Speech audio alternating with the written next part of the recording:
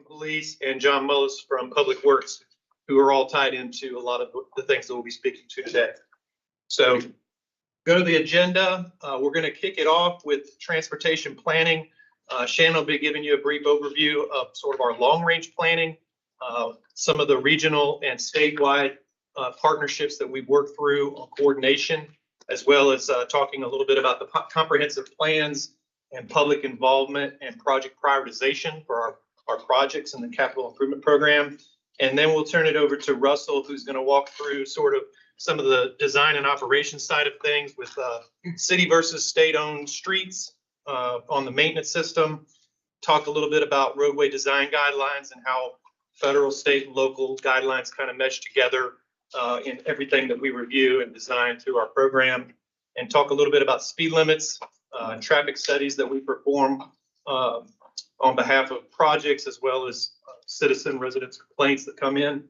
We'll talk a little bit about crosswalks and pedestrian studies that we also perform.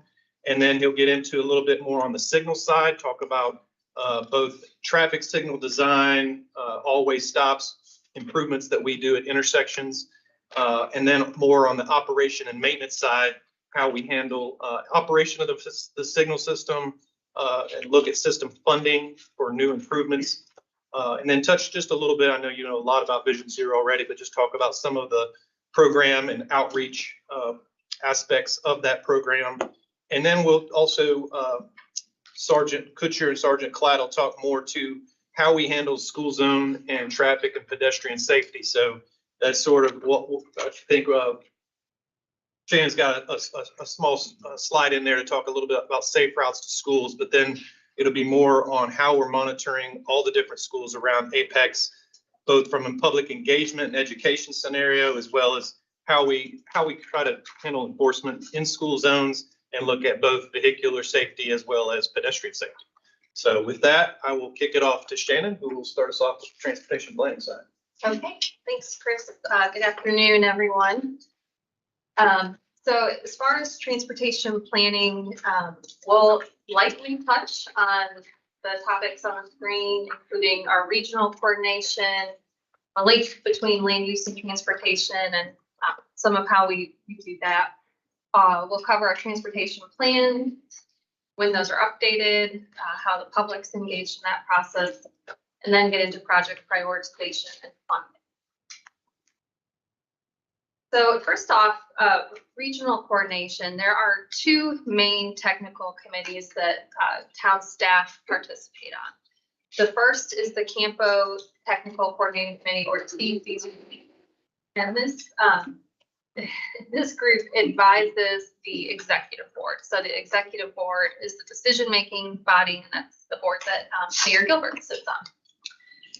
There is an MPO 101 training coming up. It's March 16th from 9 to 12:30. If you want an in-depth understanding of how the MPO works, I really advise attending that training, and Alan has information about that. They are asking for RSVPs. They also make their slide deck available, and it's about 140 slides. So that's why it's a light touch today. Some of the functions that the MPO provides is that regional land use and transportation modeling work.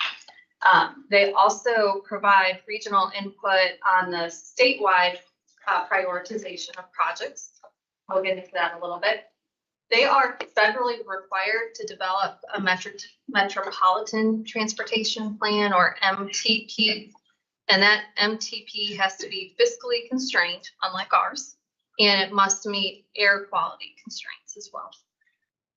And then, of course, they manage the federal funds that come to the region for transportation, and they do that through the local, the LAP program, locally administered projects program, which is how we get a lot of our projects funded. Shannon, Yeah. I have a question about funding with this. So there's state funding for state projects, like the one we went to a thing yesterday or this week about the what's the road called? 007 technology. Yeah, that one, whatever it is. And that's comes from state funding. So does state funding, any state funding go to Campo, or is it all just a pass through for the federal funding? So most of it is federal pass through, and actually most of the state funding is, a lot of it is also federal. Some is state. But all of the funds that come to us through the LAP program are federal. Okay. And so that project, we'll get into it a little bit. That's a different funding source than almost every other project. It's called bonus allocation funds. And that is basically a return on the toll money for MC 540. Right, it's a little weird one, but like, does the Campo and the LAP funding, does it fund things like NC 55? That's a state project. I mean, does it ever interact? So LAP funding is always locally administered. So projects that that Apex, Cary, any municipality that's in the MPO wants to apply for. There have been some division LAP applications. So the Division 5 can apply for LAP funding, but mostly it's municipalities. Okay. So we would not typically apply for a project as large as something on NC 55 because that can be funded through other sources. We ever apply to like a side path on one of those big projects through LAP funding? Yes. Yes. Okay. Thanks. The second committee that we participate on as staff is the Wake Transit Planning Advisory Committee, TPAC. This group advises both the Campo Executive Board as well as the Go Triangle Board of Trustees. And unlike the TCC, this is within Wake County and only Wake County. And their main role is to implement the Wake Transit Plan, which is funded by mostly by county tax. So this group develops an annual work plan. They develop the Wake Transit Bus Plan, complete major investment studies that would be for the commuter rail and bus rapid transit lines. And then they manage the community funding area program management plan, which is how we have gotten funding for Go Apex.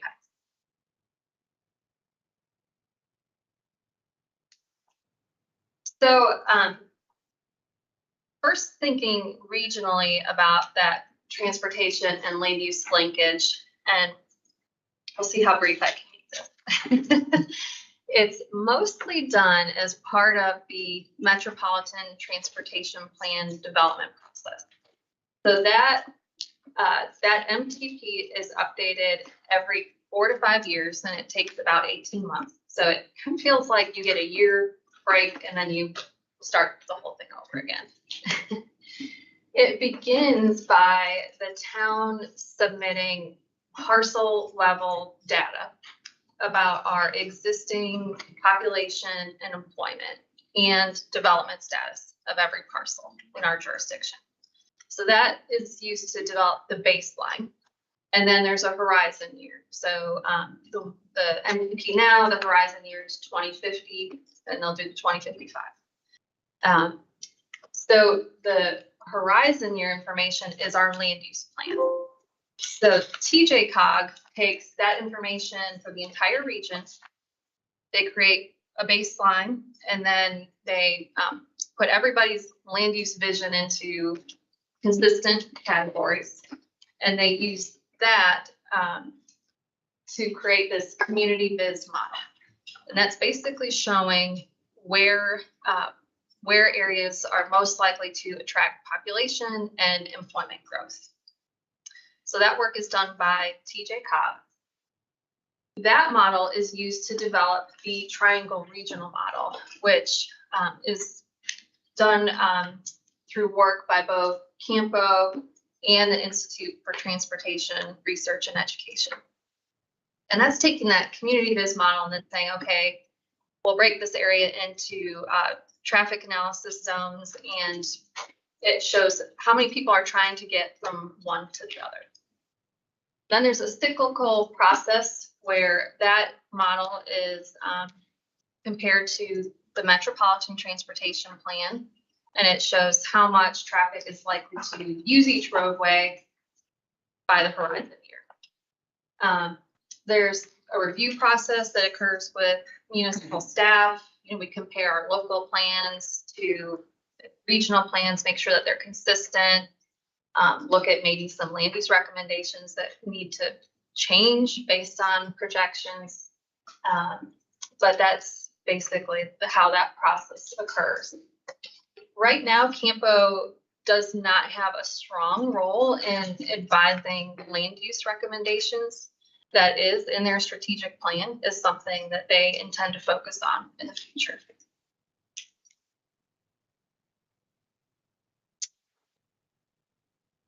And then locally, there's a lot of ways that we think about land use and transportation together. We did update our transportation and land use plans at the same time with the last version. And we added this context areas map, which I think to me is one of the more clear ways to think about the linkage. So that context areas map shows the area inside of the Apex Speedway as the town center context. The blue area is our transit-oriented development context. And then with brown, we have suburban, and green is rural. And that has informed, you can see the page taken out there, which travel modes may be prioritized in each of those context areas. So mainly in rural areas, to get somewhere outside of just a nice walk, you're probably going to use your car. And then, as you get into the TOD and town center areas, those bike walk trips or bus trips are more reasonable. So we use that to inform comments on current planning projects, inform staff priorities for your CIP requests as far as what we're moving forward. And then another obvious connection is, the S-Line TOD study that we're working on right now with NCDOT.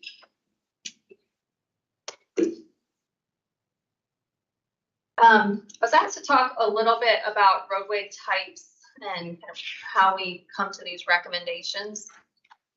This is just a snip of the legend on the thoroughfare and collector street plan map. I'm actually going to start at the bottom with the thoroughfares. There's a little bit more science than art in the thoroughfares. We have congestion data for thoroughfares because that's generated through that process that I went through. So we know both the volume, the projected future volume and capacity of thoroughfares. We have crash data, we have recommendations from that MTP process. And then we can look at the regional connections as well, making sure that we're planning a 4-lane road. That's what Holly Springs is expecting too, or the town of Cary. And then to some extent, we're also thinking about context and stakeholder input. For example, just because a road is congested doesn't mean that the public wants it to be a 6-lane freeway. It may just need to be a congested road. So there's that input as well. When we get up to collector streets and then those future local connections, which are residential streets, that's where it's much more heavily on the context, local constraints, stakeholder input, and then just working with developers, what's going to work with their plans to identify those roadways, and less so about traffic volume, although that's certainly still a consideration. Is it fair to say that most thoroughfares are state-operated roads? Yes, yeah, and Russell will get into that a little bit more, but yes, thoroughfares are mainly state maintained. And so how much say do we really have in that process, right? So kind of going back to the presentation from last week, right? I felt that DOT was just presenting what they were going to do. They were not really asking for our input. No, I'd say that we have a lot of input into both the design of DOT roadway projects and what the vision is for those roadways. it's rare that our local transportation plan doesn't match the metropolitan transportation plan. There have been a few cases, most recently in the last year and a half or 2 years, we've diverted a little bit with some of our railroad grade separation plans. But for the most part, we try to make sure that we're consistent. And, all of the major DOT projects staff have been involved in along the way and have informed design to the extent we can within the constraints of funding and the purpose of the project. I have a question about like community to community. So like with Holly Springs and Amgen coming in right around Friendship Road, I feel like, at least I felt kind of blindsided about that connection that's going to be going through there. And considering we have Friendship Road on the other side of US 1, which is a very, small 2-lane country road, if that. How much communication was there between Holly Springs and Apex about those plans in that area and their plans to kind of divert traffic down that area? So I know that there's a very long history about the economic development project in Holly Springs, and I don't have the full history of coordination. Holly Springs requires traffic impact analysis, just like we do. And we have been coordinating on longer range roadway plans with Holly Springs to help address, not just the impacts of that site, but just the regional growth, looking at an interchange location, making sure that our proposed typical sections are similar for those roadways. But I don't believe that we advise, or would probably ask Holly Springs to advise, you can say this, on traffic impact analysis for a particular project. Now, typically when it comes to something like that, where it's a development project and economic development projects in particular are a little bit sensitive as they're moving forward when it comes to funding agreements, things like that. We don't want to step on another municipality's toes when it comes to their agreements and working with the state, working with whatever groups they need to do to get the economic development.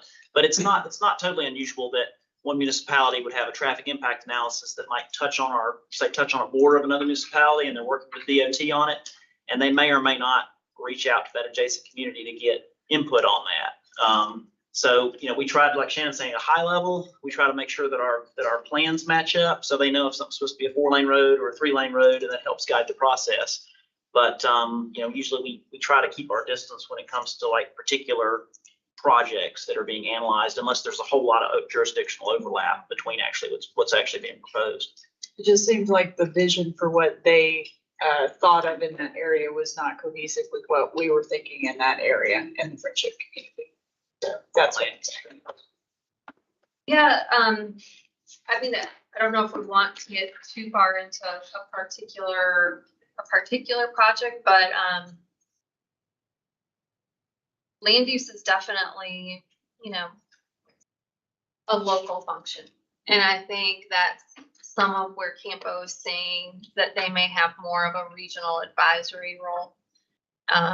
And I think there is some sensitivity to one municipality kind of saying what land use should be in another municipality. Sure, and I'm not saying that, we should dictate what they do, nor should they dictate what we do, but at least understanding what the future plans are in general for particular areas are helpful. Yeah, right. Because if we have the Friendship community that's basically saying, we want this road cut off, we don't want these people coming through our road, and then we've got the other community saying, we want this road to be expanded because we want traffic to be able to go through here to be able to divert traffic from elsewhere. Those are completely separate visions of what that area should look like. So that's kind of what I'm saying. Okay. Yeah, and so Russell and I are meeting monthly with Holly Springs staff. Yeah. To, review plans, make sure that we're up to speed on what might be moving forward, as well as funding for some of the larger. Okay, so just briefly, our transportation plan, the geographic component comes down to really these three maps: the thoroughfare and collector street plan map, bike ped system plan map, and then the transit plan map. Initial development of these was, had extensive community engagement with workshops, surveys, mailings, signs out and, all across town. So there was a substantial community engagement effort to inform initial development. The amendments that come forward to you are more localized. They're typically a part of a current planning project or rezoning case, or a DOT study, a Campo study in a particular area. And for those, we really follow just public notice requirements with posting it online, having the public hearing, and then if there are neighbors that we know of that have indicated an interest, we will inform them as well.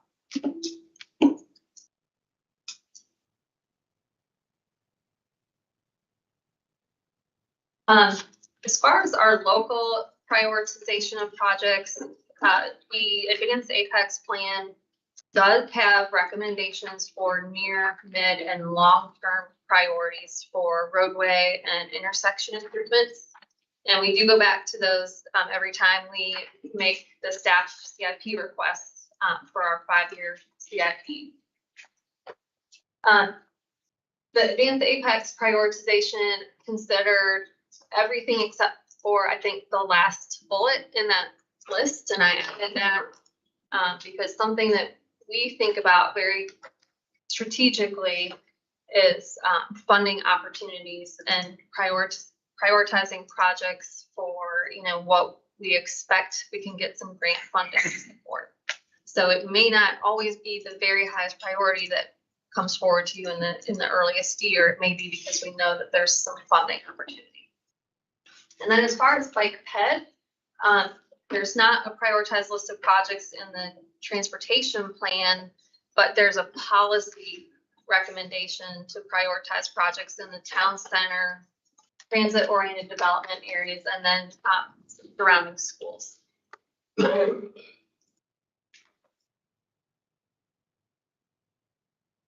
So for regional and statewide transportation prioritization, their TIP, Transportation Improvement Program, is a 10-year document, unlike our 5-year document. And they update that every 2 years.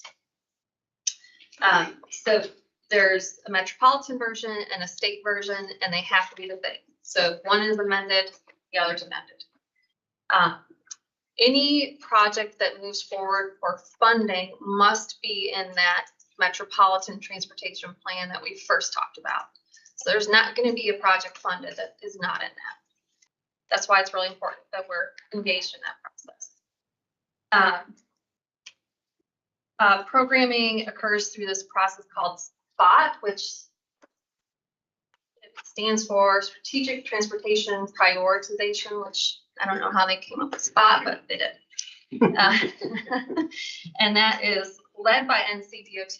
So most projects are funded through SPOT, and then there's some that are the LAP projects, and then a small handful that are that bonus allocation funding, which is basically we get a little bit back for projects that we might prioritize on state roads and toll money.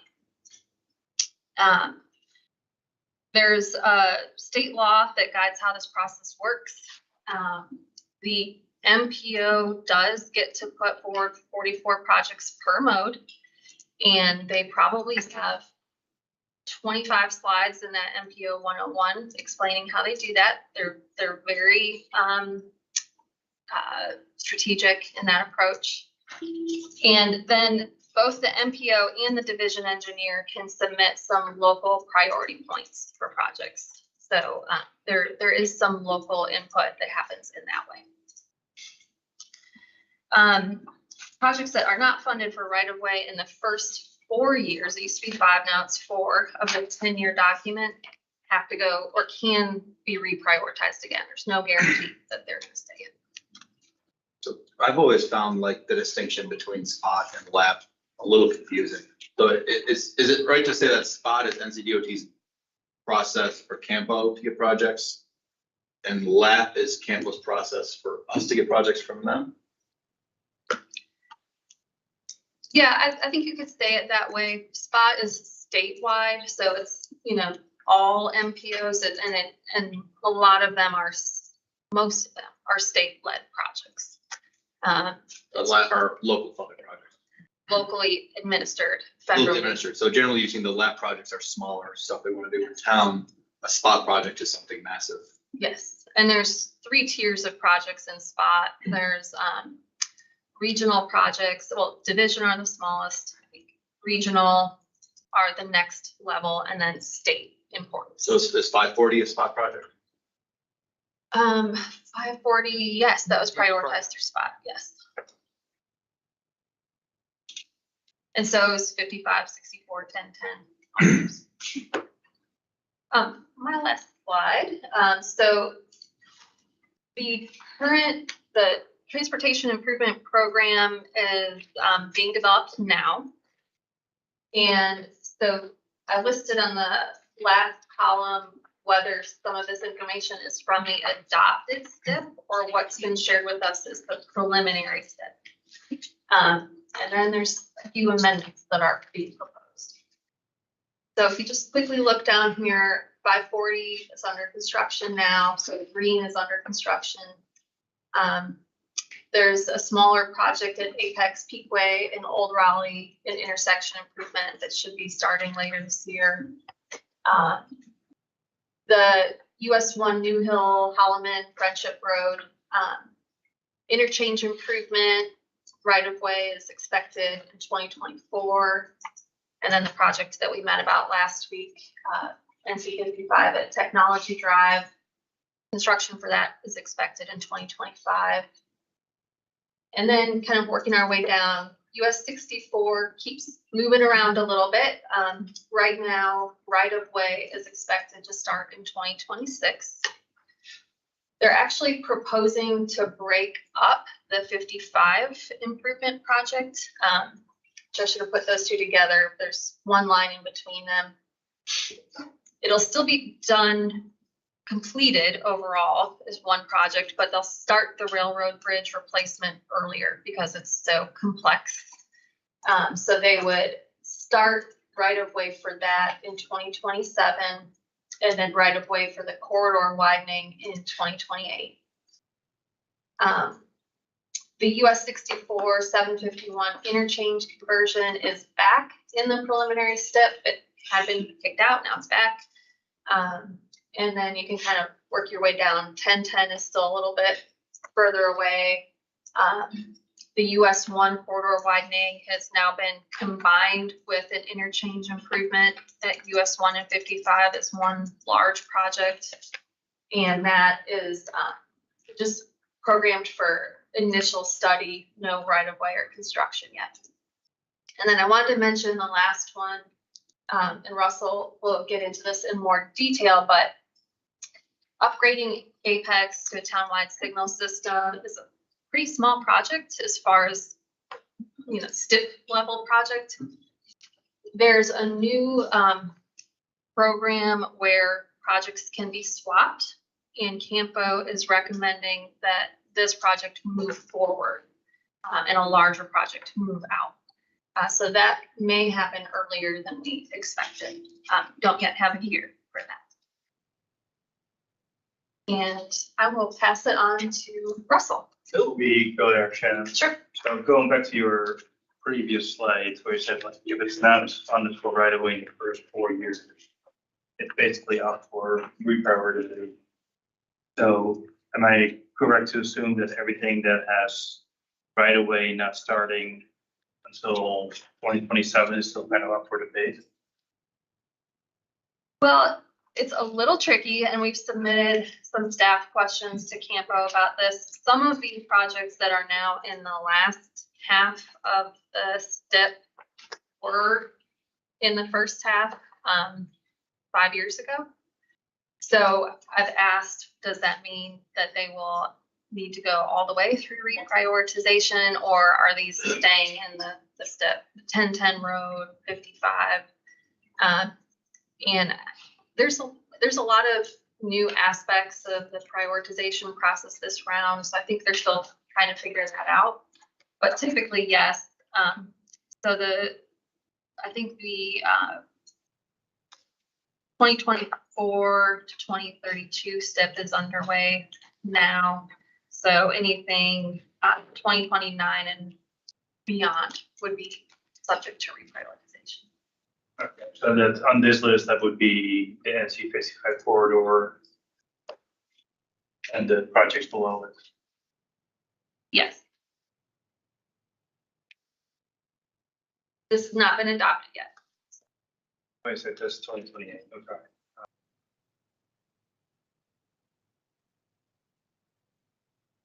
Thank you. Are there ways for municipalities or counties or Campo to influence this at all? Yes, so the projects that are submitted for scoring is the first way. And then those points that the MPO and the division engineers submit is the second way. Local municipalities can submit comments to the MPO and the division, NCDOT Division 5. We don't submit points ourselves. But we almost always provide a comment letter on this process. This is adopted by the Campo board though, right? At one point? So NCDOT adopts the step. This is the statewide project prioritization. So, but the metropolitan tip is adopted by Campo, Yes, and that gets merged in with the STIP. I guess what I'm saying is at some point the Campo board votes on some of this stuff. yes, And just like we get in a room once a year, prioritize our stuff, in theory, the Campo board and the mayors could start fighting with each other. Say, no, actually, this project is more important. They can move it around. yeah, Right? that can happen. Usually, and I But think in practice, I've been in companies that are pretty boring. Like our meetings are a lot more fun. I think it used to be different, and now it's much more of a Okay. formula Must be more approach. fun. Yeah. Alright. It used to be more arguing and, persuasion, and now it's a little bit more formulaic and strategic. Okay. So moving on to roadway design and street maintenance, the first thing I wanted to share with you is that we have a lot of information on our website. Right here, I have a snapshot from under the Public Works Department section. So if you'll look here, if you're familiar with this, there is an online service request that you can make through this portal, and there's a lot of information. So when people call us up or email us and ask us for things, we try to guide, we'll sometimes make requests for them, but we try to guide them to the website because that's where those tickets get entered. That's where everything gets tracked. So that helps a lot with staff workflow, getting things done. There's also information on street maintenance on the website. So if you click on that tab, there's a lot of stuff under that. And there's even a street maintenance map. So for occasional calls from realtors or others that are asking, is this a state road or is this a town road? That information is actually on the website. So before you go on, like you said, a trigger word there, ticket. So what kind of ticketing system is behind this? It goes through CityWorks as a system we use. So it generates, it's basically like an online portal that staff go into and they can close out. So they'll see that it'll pop up, it'll send an email to the appropriate parties, we go in, we check what the issue is. That way it can also be routed to the appropriate staff member and then closed out. Are we using that in other places than Public Works or? Yes. Yeah, because we've been talking about a new ticketing system, so that would be replacing this ticketing system. I'm a little bit off topic here, I realize that. It'll be different. I think you're referring to 311 that we'll go to as far as a call-in. They'll merge and work together essentially. Right now, when you go to our website, it's like also it's report a concern on our site is where you can go there, and it can go to water resources. If you go to Public Works, it goes to whichever department that service or that concern that they have. They fill it out in, like I say, just a brief questionnaire, a couple things, drop down menus. They fill that out, they submit it, and then it automatically turns into a work order on our end. So they're not actually, the public or whatnot's not actually in our work order system, but what they create on the website turns into a permit. I didn't realize we had any of that, so, okay, that's good context, thank you. So when you see highways like US and NC routes, those are state maintained priority routes. Those are not maintained by the local municipality. Thoroughfares may or may not be maintained by the municipality. So if we have large development projects, let's take Sweetwater and Smith Farm, for example, they constructed Richardson Road from US 64 to Olive Chapel Road. That road is intended to be a DOT road at some point in the future, but DOT typically does not accept roads immediately. For one thing, you know, when you provide a road, say if you're building part of a section and it doesn't connect through, they may say because it doesn't provide connectivity, they won't accept it in the state system. There are other reasons why they might not accept it right away. So a road like Richardson Road, now that it is connected from 64 to Olive Chapel Road and Sweetwater's doing some improvements, once those improvements are done on the north section, that may provide us an opportunity to go back to DOT and talk about them taking it over. They may decide that it's okay to take it over outright, or they may want to propose some kind of a mileage swap where there may be some other local roads, smaller roads that are maintained by DOT that the town might want to take into our system in exchange for giving Richardson Road to DOT. Part of the reason why the towns don't like to maintain thoroughfares, they're just more expensive. They're bigger roads, typically more lanes, more traffic, you know, certainly more wear and tear on the pavement. So over time, you know, it's much better for us to maintain our local municipal street system where it's, you know, more cost effective. And then collector streets are a higher level, and like Shannon talked about when she showed the different street types, collector streets are higher level street. So those do exactly what they say. They collect traffic typically from neighborhoods or other, you know, mixed use developments, and they take that traffic out to the thoroughfares. So you would expect higher speeds, higher volumes on those type of roadways. Those are the ones where you want to try and, you know, avoid or minimize residential driveways, and you want to make sure that, you know, they're planned in such a way that they provide for good access. The residential subdivision streets, those are the streets you see every day in your neighborhood where you've got lots of residential driveways. There's lots of concerns from neighbors about, you know, increased traffic and speeding and things like that. So that's where, you know, stuff like traffic calming might be, you know, eligible for those type of streets. Wherever we want to install utilities, sidewalks, any kind of special signs or beacons in a state maintained right of way, we have to go through what's called an NCDOT encroachment agreement process. We have to apply for that. So say if it's a school zone and we want to install a mid-block crosswalk with a median refuge, we would have to prepare that plan, submit that to DOT, and that typically takes them about 3 months to review. That's their standard. If they come back with comments and we resubmit, that might take them another 3 months. So that's part of that consideration. And like, why does it take so long to get certain things done? It seem like small projects, there is a fairly long review time. And they may or may not, and the other things too, they may or may not approve what we want to do. They might suggest something different. I think generally, do they defer to us a lot when it comes to state roads inside of the town, or do you find yourself getting on a pushback you want to put, you know, make some improvement or another? Like how does that relationship kind of work? We generally know what they are willing to accept or not accept, and a lot of that follows engineering, you know, industry standards. So we try not to propose, you know, for lack of a better word, trying to propose crazy stuff to them that we know they're going to turn down. We try to make sure that it goes in as something that we think they're going to accept. If it is something that's unusual, that it's not something we've dealt with before, we'll reach out to them first with, you know, phone call, email, try and set up a meeting, and we'll talk about it, because we don't want to send in an encroachment agreement for something that we, you know, have no idea whether they're going to accept it or not. You know, typical comments we get back are like, if we have signs, they might ask for double-sided signs, larger signs. They may ask for different, you know, modifications to the markings, fairly minor comments on what we submit.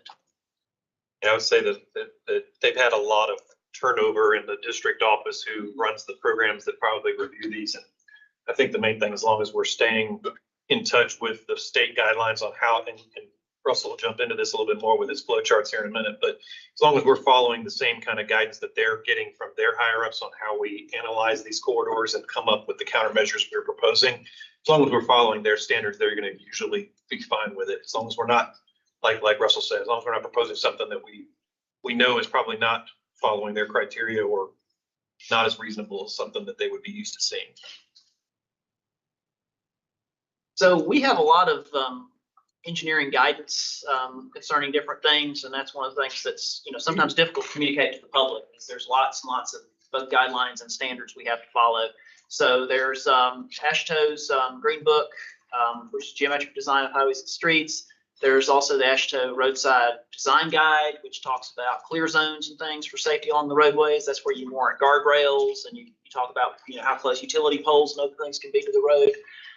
There's also NCDOT's roadway design manual, which is very extensive and available online. And then there's the manual on uniform traffic control devices. The manual on uniform traffic control devices is what deals with the warrants for signalization and always stop. It talks about traffic markings, crosswalks, all the different types of signage. And NCDOT generally follows MUTCD with some variation. So state by state, where there is guidance in the MUTCD, state to state may vary a little bit, but there's not typically a huge difference between state standards and MUTCD. We also have our Apex standard specifications and details, and all those are available online that developers need to follow whenever they're doing design in the town of Apex. And just going back real quick to when I talk about many other standard specialized publications, there's other guidance out there through ITE and other sources, like when you're doing urban design. There's certainly other design guidance that deviates somewhat from AASHTO when you're talking about like lower speed local roadways, for instance. And I assume that often we have development projects that have associated roadway improvements on state roads. Is it true that they're going through the same exact process we are? If we want to put a light or a turning lane somewhere that some development, needs to put in the turning lane, they have to go to DOT, do the same 3-month process you're talking about earlier? Yes, so they have to go through encroachment agreement and driveway permit process just like we do. Yeah. And when developments are proposed, they're coordinating with staff. So there's early coordination meetings with NCDOT to scope, development access and plan on traffic impact analysis and other things to make sure we're on the same. That was my next question, because often the improvements they have to do are like zoning conditions, right? So what happens if DOT says, no, I don't want you to put this, turning lane here? But I guess the answer is DOT's already been talking to us before. That's zoning condition. They already signed off on it. Yeah, for the most part. And also what we typically try to do with zoning conditions is we have language in there to say subject to NCDOT review and approval. So if there's a situation where they just absolutely want to agree to something that's in the zoning, it can deviate at that point, because you do find out, through the zoning process, you don't necessarily have all the information because the plans haven't been fully designed. So there may be some issue that comes up through the engineering design process that changes it.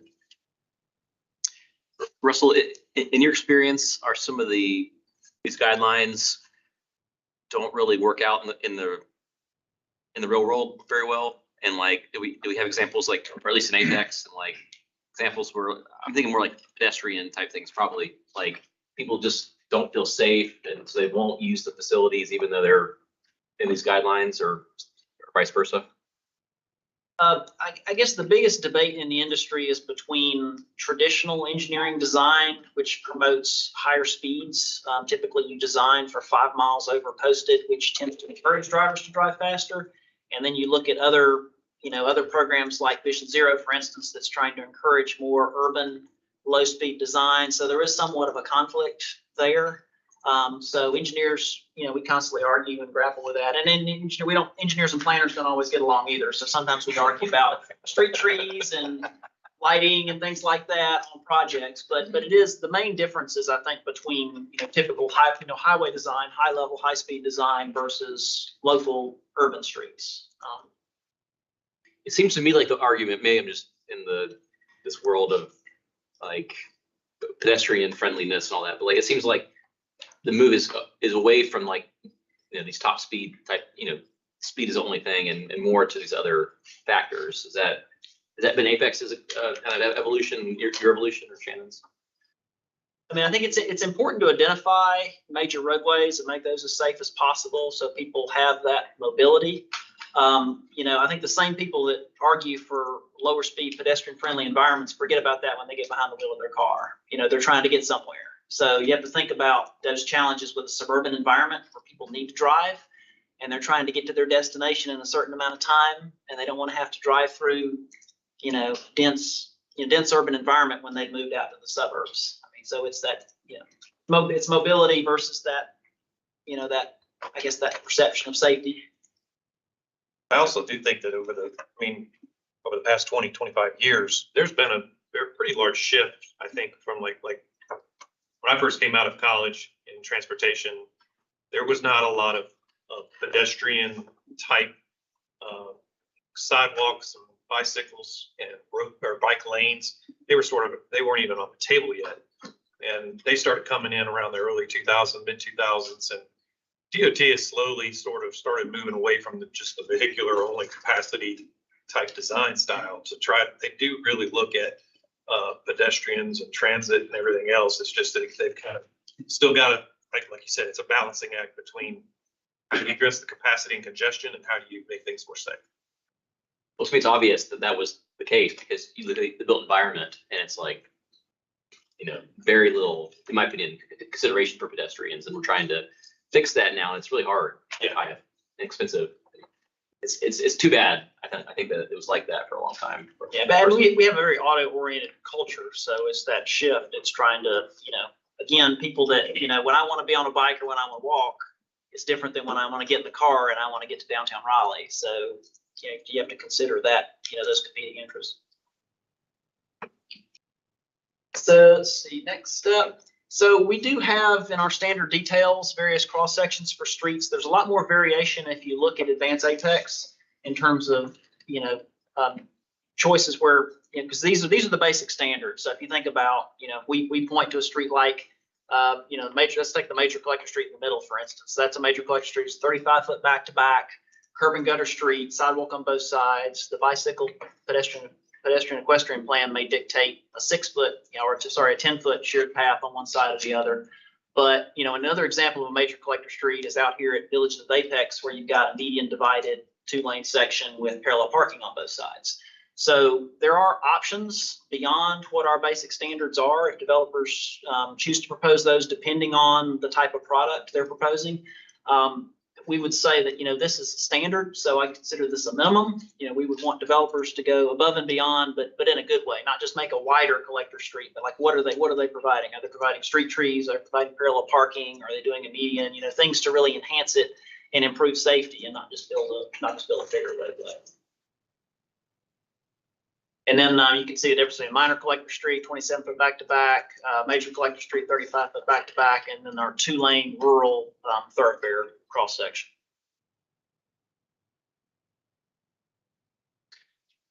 So the different types of roadways have design standards. So if you look at our thoroughfare, that's a 50-mile-an-hour design speed. That's typical for state maintained routes. Our major collector street is 35-mile-an-hour design speed, and it's also posted 35. I don't particularly like the practice of designing roads for 5 miles over because I think that just encourages faster speeds. So that's one of the things we do there. Minor collector street, we actually design at 30, but it's posted 25. And the reason behind that is a 25 design speed is pretty restrictive. That's the same as a residential street. So we want the minor collector street to be a little bit more forgiving than a typical residential street. And then of course you have the alley. So these design standards help to, based on the roadway sections, these help to dictate, the actual travel speed of these different types of roadways based on the expected function.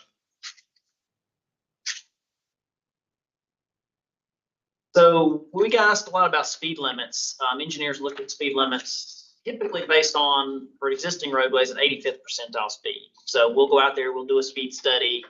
That 85th percentile speed, we'll check that against the posted speed. And if you see a posted speed of 45 and your 85th percentile speed is, around 45 to 50 miles an hour, then you would consider that 85th percentile speed is, for the most part, in accordance with your posted speed. And those are situations where we typically would not recommend lowering or even raising a speed limit. We also consider, the design, the function, and the environment of the roadway. And DOT does the same thing. I mean, some of our rural routes, like Old US 1, where we've got statutory 55-mile-an-hour limits, like at Depot 499, the developer had concerns about that, and they approached DOT, and DOT said, well, we don't want to lower the speed limit right now, but come back to us when it starts to build out. It starts, there starts to be more traffic on the road, more development, and then we'll study it to see if it warrants a lower speed. So DOT sometimes, they have to weigh in on their routes. They decide, what the speed limits are supposed to be based on that criteria.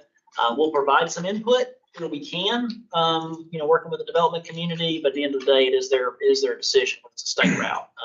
The recourse for the town is obviously if the town wants to take over a roadway and set its own speed limits, we can do that. But, we still use same types of criteria that DOT uses. We want to do speed studies. We want to make sure that the speed we're posting is not artificially low, but we're just going to end up having an enforcement issue where people aren't able to drive. So that's posted speed. There are differences between like statutory speed. If it's a state route that's outside of corporate limits and there's no specific ordinance for it, it's 55 statutory speed. If DOT enacts an ordinance, that would be for like a 45-mile-per-hour road outside of corporate limits. If it's a state road in corporate limits that doesn't have a specific ordinance assigned to it, it's 35 default because we have a 35-mile-an-hour townwide speed limit unless otherwise posted. We can have specific ordinances for streets like all our residential streets. We have an ordinance for 25 miles an hour. Richardson Road, for the section that the town currently maintains through Smith Farm and Sweetwater, we have a specific ordinance for 45 miles an hour since it's town maintained and it's up to us to set that speed limit. All that information for posted speeds for the ordinances we have are in chapter 20 of our code of ordinances available on MuniCode.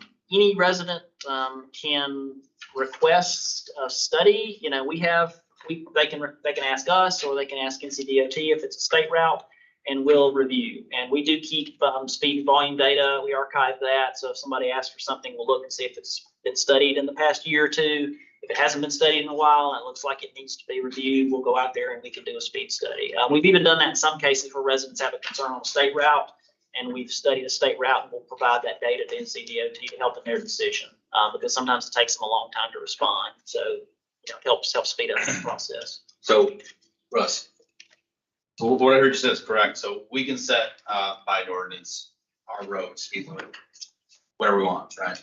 DOT has their own rules, their own ordinances or statutes that they set. What happens when you turn a road over to them? We've set a certain speed limit. Do they need to adopt a parallel ordinance to match it, or does it default to whatever that the state rule would be? 55 or 45? It seems like there's a moment that when the transitions, how those ordinances and statutes interact. Yeah, so for a road like Richardson Road, for instance, Sweetwater Smith Farm, it's in corporate limits. It's currently ordinanced by us at 45 miles per hour. If NCDOT took it over, they would have to enact their own ordinance for 45 miles per hour, because otherwise it would automatically drop, which they would typically do. I mean, if it's a road it's posted at 45, it's been functioning at 45, it's a major thoroughfare, I don't see any reason why they would change it at that point. They would want to adopt the same speed limit. You're asking something different, aren't you? You're asking if we dropped it, right? How would they react then? Are you asking that? I was asking both. I was asking more about the transition and how the ordinance interact. And I guess that's the answer to my question, is they would have to adopt explicitly have to adopt a statute to match whatever we said, whether it's higher or lower. Correct. It doesn't matter. That's right. Yeah, if they adopted a different way, if they wanted to change the speed limit, they'd have to adopt a different ordinance and repost it. That's right. Russell, can you speak just briefly to the study? Because I know we get a lot of questions where people are like, well, are they looking at the speeds when there's kids, out at play or at night when it, may be a little tougher to see? Can you give me a little idea about what takes place with that? What's the study? Yeah, we use radar units, which are very accurate. We don't use the old tubes, which tend to be problematic. We collect a week's worth of data. So we try not to choose like a holiday or any kind of time that would be unusual. We try to choose a typical traffic period on a roadway when we do a speed study. And it doesn't, it's different than what the police put out. Their signs are for education, for outreach. So they see, drivers see the speed limit, they're going too fast and they slow down and those signs are moved around. Our radar units don't have any displays on them because we don't want it to influence the study. We don't want people to know that it's even out there. So it's a fairly small box that attaches to a signpost or a utility pole. And NCDOT, they're still using mostly the tubes for most of their studies, right? When they do their counts, I've seen the tubes around. They may be switching to some better technology because the tubes are kind of a pain. I mean, back a long time ago when I was starting out, I used to install the tubes and you'd have to wait for traffic to clear and run across the road and nail them in. And sometimes you hit rock and they will fly out. So it's just, and some drivers, and they know about, whether they know what they are or not, they'll intentionally damage the tubes too. So the radar units are a little more discreet out of the way. There's also pucks. We also have those too that the police used to use that they gave to us when we took over the traffic counting. So we can put those on the pavement too, but there's some issues with those as well.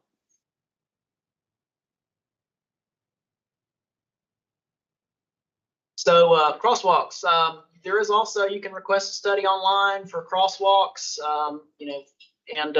we have a process for that. So we'll investigate the site. We'll gather data. We actually use fairly low cost trail cams for that. So Serge will flip through pictures really quick to count pedestrians. So, because he came up with the process thinking about, how do we count pedestrians? There was a lot of expensive technology out there. You can't really use the radar like you do with traffic. So he thought about pedestrians for a while. He's like, well, pedestrians are kind of like deer. They're there and then they're gone and you don't quite know where they're going to be. So the trail cams that take a picture are the best way to get it. So you go through a bunch of pictures, you just basically record. He's got a way to do that, and it's pretty efficient. So, but there's NCDOT methodology that we have to use with that. So the state method, whether it's a town road or whether it's a state road, we use the same methodology because it's good. It is based on research. We don't want to recommend crosswalks just everywhere somebody asks for one, because we'd be covered up in unwarranted crosswalks. This is an example using their flow chart. This is when we did a study for Jinks Road to Castleberg Drive for a Greenway connection back in July 21. So if you look at this, so going down the flow chart, you gather your data. We look at, is it an ADA compliant path, present or planned? Yes. We look at crossing type, and it is an unsignalized intersection or mid-block location. We look at presence of adjacent crossing. So the question is greater than 300 feet to another crossing opportunity. That's a yes. So that moves us to step 2. So that's the next one. So step 2 is, we look at the number of lanes. It was a 2-lane road. Then we drop down to what the posted speed is. So it's greater than or equal to 40 miles per hour. So that moves us to step 3. And then we go through this process where we go, it's greater than 35. We look at the peak hour count, greater than or equal to 14 heads per hour. So that, then we look at whether or not it meets MUTCD warrants for 4 or 5. Then that drops us, it didn't in that case, that drops us down to total pedestrian delay and motorist compliance. So that's where we look at that. And then there's a formula there. So it drops. So as you can see, there is a process. I don't want to get too much into this because, Serge handles this and I try not to mess with it if I can help it. So. And that's both a state and federal process as well? A state process. So that's North Carolina. So there was research that led to this because the state wanted this. And so if it's a state road, for instance, and we want to install a crosswalk, we have to have some good justification to provide to them to say why we want to do the crosswalk, because they don't want a whole bunch of crosswalks just because people are asking for them. So this helps us to justify crosswalks to the state, what types of crosswalks. Now, when it comes to our own roads, we use the same methodology because it also helps to have a standard. Since this is based on research, since the state uses it, it's nice to use the same. We can on our local roads, we have the ability to get more flexibility as to where we install crosswalks, but we want to make sure that we're putting them in locations where they're justified, and this helps us with that process. MUTCD, as I talked about before, the Manual on Uniform Traffic Control Devices, is our guidance for warranting traffic signals and all-way stops. So that's important to remember. And then I want to touch on traffic impact analyses. So you see those associated with some projects. TIA is required for if it's a plan unit development rezoning case and or a site subdivision that exceeds 1,000 daily or 100 peak hour trips. If it's not, if it's just a conditional zoning, if it's not a planned unit development, a TA is not required at that point, but it might be required when it's a site subdivision plan if it exceeds. But if it's a planned unit development that we already know is going to be exceeding that threshold, that's when the TA is required. For smaller developments, we don't require a TIA for our UDO, but we might ask for a trip generation memo to see how many trips it might generate. And depending on the access, we might ask for some level of analysis, maybe not a TIA, but something to look to help with seeing if it warrants a turn lane or some other improvements. So there are other things we can do besides a full traffic impact analysis. These thresholds which trigger a TIA and apex, are they set by some standard or by statute? Or, because we often get comments of like, why aren't we doing a TIA here? And like, is that threshold ours or is that the state's or is that? No, it's something that's been around for a long time. It's fairly standard across the industry, the 1,000 daily or 100 peak hour. You can certainly lower it or come up with additional criteria to warrant a traffic impact analysis. But I think what you're going to see is you're going to get a lot of traffic. If you lower it too much, you're going to get a lot of traffic studies that aren't really going to result in any actionable information. You're not going to be able to do anything with it. It might tell you that intersection's not operating well, but it's not because of the development, because the traffic's so low. It's because it's already not operating well. The development's so small, they're going to say that it's not, it's not within their purview. It's not within their ability to do those types of improvements. So, I guess to paraphrase what you're saying, tell me if I'm accurate, that these numbers are what we think could actually impact the performance of a road or an intersection. Anything lower than this, it's probably not going to make a difference one way or the other. But no point looking. Correct. Yeah. I mean, definitely one trip impacts the road. So any amount of traffic is going to have an impact. But a TIA is the purpose of a TIA is to not just assess the existing traffic capacity of the roadway and what might be required for existing traffic. It's also to find out if the development itself should be providing improvements toward that. So if the development's just if the roadway is congested, the development's just too small. It's definitely not going to warrant them having to go out and build a turn lane, for instance. So that's why we try to set up what I would consider a reasonable threshold, where we'd have something that, might identify a need for an improvement that they might be tasked with doing versus just telling us that the roadway's not operating well. And then it's just a yes or no on the development when they can't really do anything about it. So how do you estimate the trips generated is that a formula based on the number of houses? It's based on ITE's trip generation manual. That's the Institute of Transportation Engineers. And that's the industry standard for any type of development. See, there are all these different land use codes. So if it's just a single family development, you flip to that land use code. And based on the number of units, it would either have an equation or a rate that you would look at to determine the number of trips. Do we tie that somehow to land area? Because I think I've seen that in rezoning requests where because this is under 2 acres, no TIA is required. So is that another way of getting to the same interpretation? You could do it you could do it based on the size of a land use, but the industry standard for trips. And to be clear, I'm not asking if we could, I'm asking if we do that in practice. No, it would be based on the anticipated number of trips. So the actual proposed land use, regardless of the size of the property itself. Yeah. We had an issue with one of the developments recently where they did a kind of a partial turn lane, like they paid money into it. That there was like a bunch of, I think, very small developments altogether would warrant something, but not one single thing. Do we have like a method that we can kind of capture that a little better in the future when there's things that are small but eventually will lead to something? It's difficult. The best way to do that is through the rezoning process. When you identify improvements that you identify development that looks like it's identifying an issue in the TIA, but a decision of the council is that the development's not large enough to warrant the improvement itself.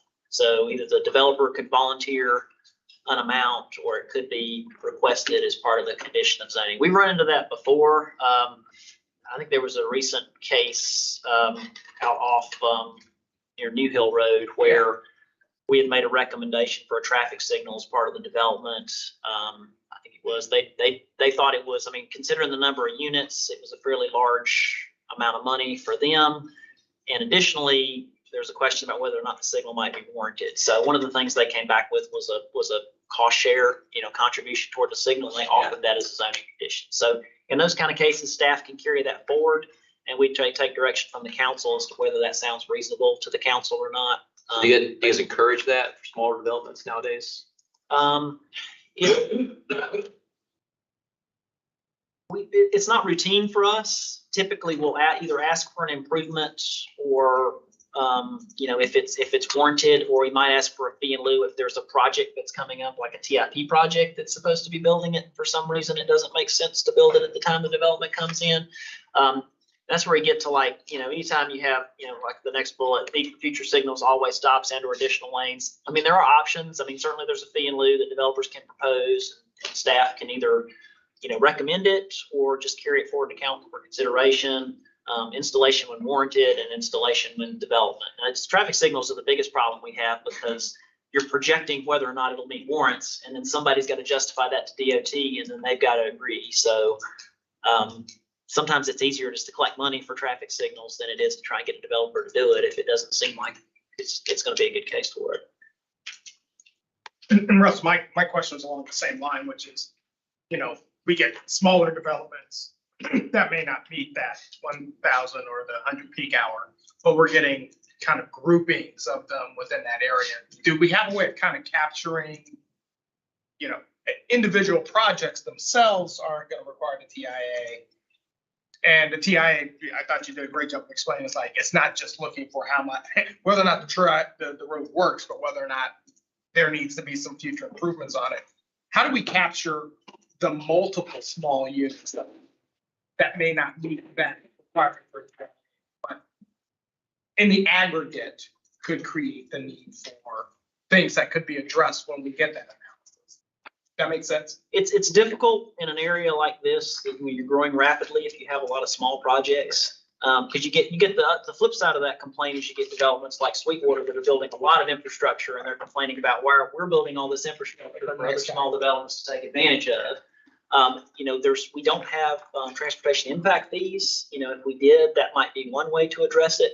And we try not to approach every rezoning as just trying to get money toward something. We try to get the actual improvements because it starts to look like we're collecting an impact fee if we're always recommending a fee without having an improvement that it's actually tied to. So again, it is difficult, and that may be a larger, more of a legal legislative discussion to see how we can approach that. What Shannon talked about, long range planning, that's another way we deal with it is big projects.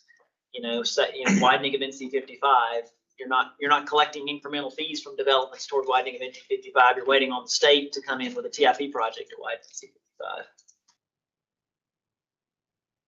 55. NCDOT or Apex can identify a potential need or funding source for an improvement. So, if we have a crash history and congestion, we may look at a specific location and we have our CIP for that. And we can also reach out to NCDOT to see if they have safety funds, as we coordinate on projects. There's also, through the project planning process, as we're planning new roadways, we have to think about what other improvements may be needed. But for us, it's the CIP. For NCDOT, it may be some kind of spot safety funds or the state TIP. So traffic signals in Apex, in large part, are operated by NCDOT. They aren't really operated by us or maintained by us. We do have ownership of the signal out there at Hunter Street, at Salem Street, because the town took over Salem Street and we already had Hunter Street, so it's ours. But it is connected to the NCDOT closed loop system for downtown. So DOT does maintain the timing, and we are responsible for if there's a maintenance issue, we have an on-call signal contractor. That same on-call signal contractor maintains our school beacon system, which we do own and maintain.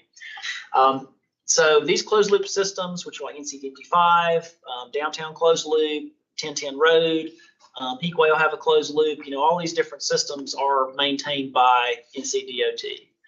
There was an in-carry system also, which they have a centralized system, touches on the border of Apex, like along 64 and NC 55. There was a study done, the Western Wake Traffic Signal System Integration Study in 2022 that looked at a regional type system. So Town of Cary was involved in that. We were involved in that. Also Fuquay and Holly Springs. Holly Springs is starting to move toward a signal system. They are building space. They are outfitting signals with cameras. So they're trying to move toward that and get funding. Fuquay Varina is the same shape. As Shannon mentioned earlier, we're trying to get a swap for some additional money. The first step for Apex would be connecting and upgrading all the signals to operate on a centralized type system. So you're talking about running fiber to the signals. You're talking about swapping out controller equipment that's in the cabinets to run on different software. DOT is now this year switching over to a new software, probably outfitting cameras, which Town of Cary has an extensive camera network as part of their system. But the larger question of who's going to operate and maintain it was part of this report to figure out not just connecting everything and upgrading everything, but how is that managed? So Town of Cary right now, they manage it as a municipal system. They get reimbursements from NCDOT for a portion of the DOT signals. Looking at it from a regional perspective, it might make more financial sense for towns to get together, like Apex, Holly Springs, Fuquay. If it was a regional type system that could be operated, you could share maintenance responsibilities, share operation responsibilities. So on the TIP project, that's what we're looking at as far as that project goes, is upgrading our systems that way. And then we're not necessarily looking at taking over, but maybe working with other municipalities to do something. Correct. Yeah, the TIP project that was identified was connecting and upgrading the signal. So typically the municipality is responsible for the facilities, which includes a control center, a maintenance facility, technicians, trucks, staff for the signal operations center. DOT again has some reimbursement as part of that, because if you're operating a lot of their signals, you're taking those off their hand, but it's not 100%. And what would be the benefit for us doing that? And to manage our own system instead of DOT having to manage? So there are, I guess there are a number of benefits. You talk to Town of Cary, part of their benefit is higher level of service for the citizens, more responsiveness, more monitoring, more active control of the signals. Much better than NCDOT currently provides. NCDOT does a pretty decent job for Apex, I will say, considering that they're stretched pretty thin. It's operated out of Division 5. They typically will hire a consultant, like when it comes to NC 55, to do a retiming of the system when they go out and do traffic counts. They'll implement a new timing plan. But when residents complain to us and they say, well, I need 3 seconds more green coming out of this intersection, and we talk to DOT, and DOT's like, it's part of a coordinated system. We've done the timing plans. We're not going to give them 3 seconds more green. If the municipality controls that, there might be more flexibility in the system to take a closer look, developing more timing plans to be more dynamic throughout the day, better technology, more monitoring by camera. If you have a special event, you have special event timing plans, which NCDOT is not doing for Apex. So, the other thing is, we are slowly getting into the signal business, whether we want to or not. That's another thing to think about. So as you start bringing signals onto your town streets, like currently we have one planned for Beaver Creek at Zeno, that will be a town signal. We were able to talk DOT into connecting it to NC 55, so it will be operated still by them as far as the timing plans go, but it is our maintenance responsibility. As you get bigger place, Viridia projects, other things coming forward, you may start ending up with more locations that are on the town's network and they're not on the state network, and they might be too far from the state network. So the state's going to say it's not ours. We don't want to be in charge of that. So it's something to keep in mind. A long time ago, when we first started looking at potential for a signal system in Apex, based on looking at other municipalities, it looked like around 85,000 populations where you need to start really getting into the signal system business, and we're getting close. So I would say, something to think about. But it is a financial commitment, not just up front, but it's a long-term financial commitment. So what are we looking at as far as reimbursement from DOT with this? Based on what other municipalities have told us, up to maybe 60% of the cost of maintenance per signal. And they're happy to hand them over? And they're happy to hand them over. Just got to make sure that you're got a system that can maintain them. What can we use the cameras for? Well, it's real-time traffic monitoring, reporting. It helps to verify if you've got signal timing issues, to be able to actually get eyes out there to see what's going on. When people complain, because I was a month ago, I was over US 64 on Lake Pine Drive, and it would not give us a green on Lake Pine Drive. So I called up Town of Cary and said, hey, I need a green, what's going on? And so they can get eyes on it and see what's going on, in addition to having connectivity with the system. And they see the traffic backups, they see the signal's not working, and they can change those timing plans to get it working. Is that the same type of system for our emergency vehicles as well? Using that to be able to change signals if you need to get through a little quicker? So we do currently have a project in the works for GPS preemption and a number of signals. We already have it in 5 cabinets. It's just not active on our fire vehicles yet. So we plan this year to outfit 10 more signals. We have 5 already. We have Carrie's already got the same system that can operate without upgrading the signal system. We can put it in the existing cabinets, which is what we plan to do. But it helps to have a system where you're maintaining everything, because that's just more equipment in the cabinet you're having to maintain. So we would have to maintain that through our on-call contractor, just like we do now with the schools and beacons, any kind of signal equipment we have. About red light cameras and mailing people tickets, and that sort of stuff. That is probably another conversation. Yeah. It's expensive and the money. There's a cost. Actually goes to school. You have to work out the deal with the school, the money takes place to go to schools. And so you actually will not recoup the cost to function the system on which is.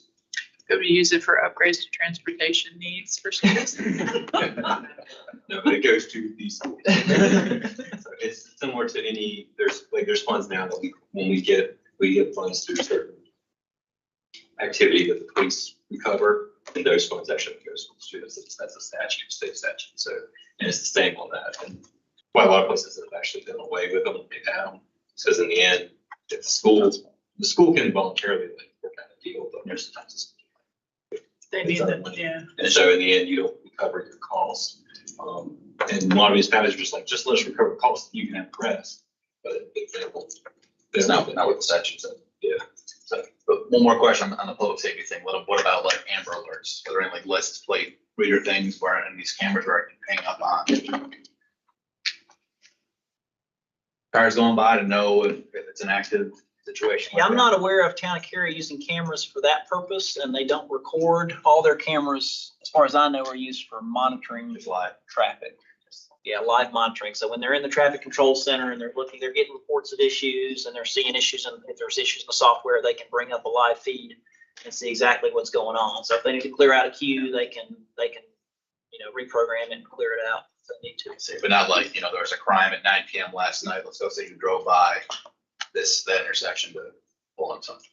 Okay. And not anything like that. And I don't know if there's legislative issues with that. I know with the red light cameras in Cary, they pulled those out years ago. There were some lawsuits involved with the red light cameras. So you're aware of the Vision Zero program. So that is part of what we do. So we have our 28 strategy we're working on. We do report progress on our website.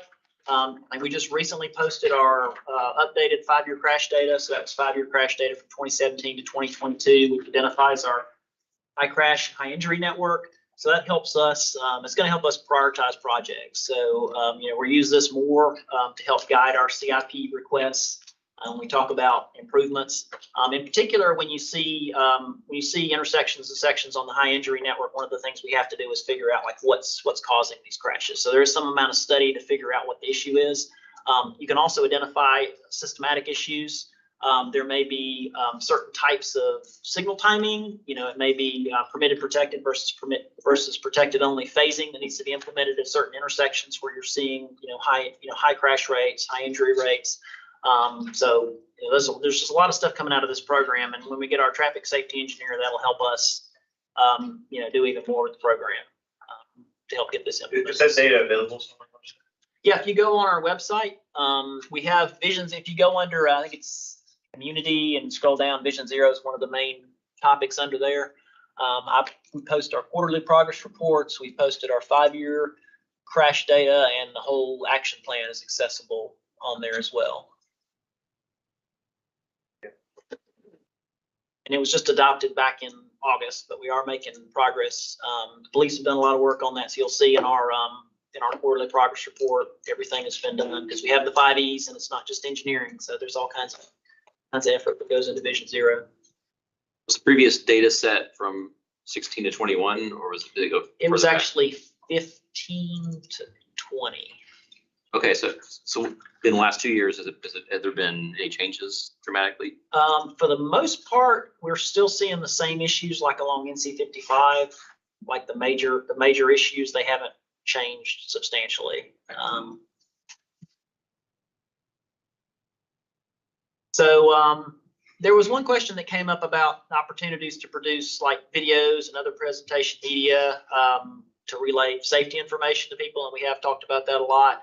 I know the police already do a lot, but this is as part of our Vision Zero plan under education action strategies. The numbers 1 and 3 do touch on this. So this is something we need to be doing, we plan to do and we'll be doing more of as part of Vision Zero. So that, creating a social media campaign with traffic messages, targeting 5 most relevant concerns identified through public input, as well as creating a safety education team that will engage in traffic safety outreach and education to community groups.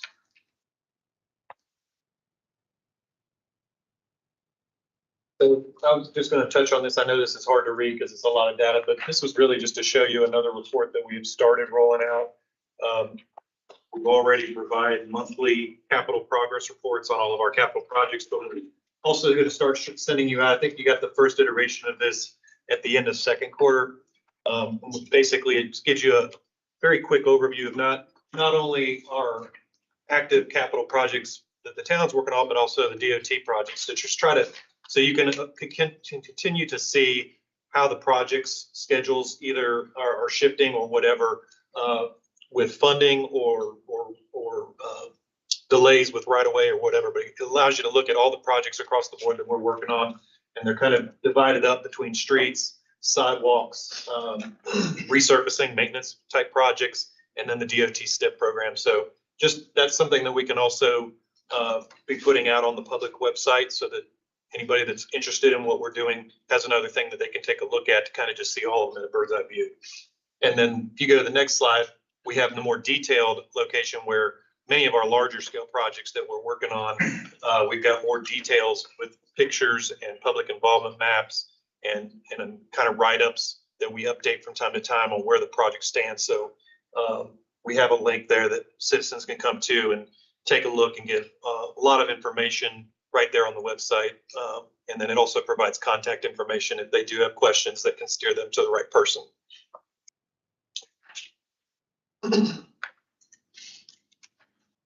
I'll hand it over to the police in just a moment, but the first slide just seemed to fit best in this section. Kind of getting at the more the planning level as far as our Safe Routes to School program. And this is something that we started, I want to say probably 5 years ago now. Really trying to understand and then prioritize the needs for bike ped safety around every school in Apex, public, private, charter. Jenna Schaus, our senior planner, leads this effort. And she has met with every single principal in Apex and does that about every 2 to 3 years. We've also initially gotten input from the police department and traffic as far as needs that they were seeing. We have every sidewalk need in Apex mapped, and then Safe Routes to School needs mapped differently. And then they're all prioritized in a database that she maintains. So we have a lot of information informing our Safe Routes to School program as far as infrastructure prioritization. We try to recommend about 500 to 600,000 a year in improvements for your CIP, with the exception of some of the bond funding, which will be bigger years. And then we also try to time those as far as what projects will be a good LAP candidate. So we have at least one of those every year. And then Jenna just noted that we do have multiple projects underway. So we work closely with the TID department, kind of helping with the planning aspect, and then Russell and Adam really lead the infrastructure construction project. So just want to share a little bit about that before I move it over.